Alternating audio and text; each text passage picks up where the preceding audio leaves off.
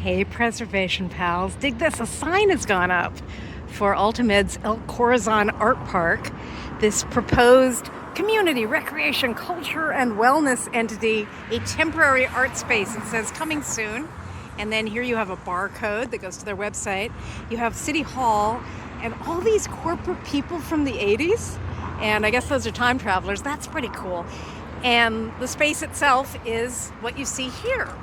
And it's a really interesting conundrum because, you know, people who don't want you to understand how Los Angeles works or doesn't work will tell you that the mayor is weak and city council is strong.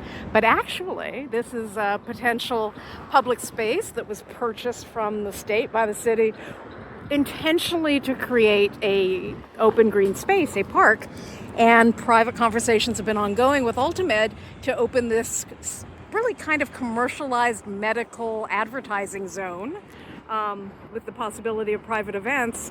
And it's supposed to be for the World Cup as a temporary space. The World Cup is come and gone. The local neighborhood people, the DTLARA and D-Lank, heard what was going on and started pushing back and saying, why hasn't there been any public notice whatsoever about use of this space by a private entity? And so now everything seems to be moving forward, which is odd because there's some pretty serious community complaints. So just another interesting conundrum in the heart of the city. But as Karen Bass is out and about today with an executive directive saying, I don't want Lineage to rebuild their giant 500,000 square foot warehouse that burned and is creating a plague of flies and stench. I don't think I've ever seen the New York Times use the word stench so much to describe Los Angeles as they did in their Lineage article. Here's a modest proposal.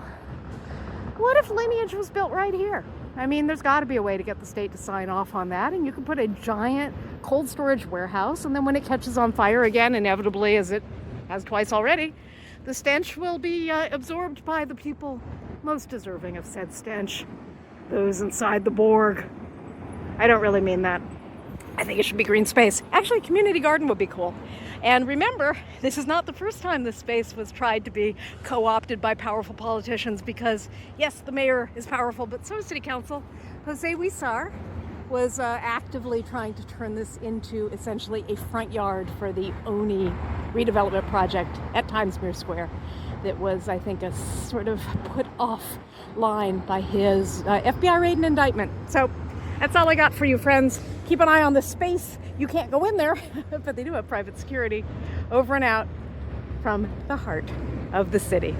And the LA Times, which doesn't really exist anymore. Well, not in the city of LA anyway. El Segundo.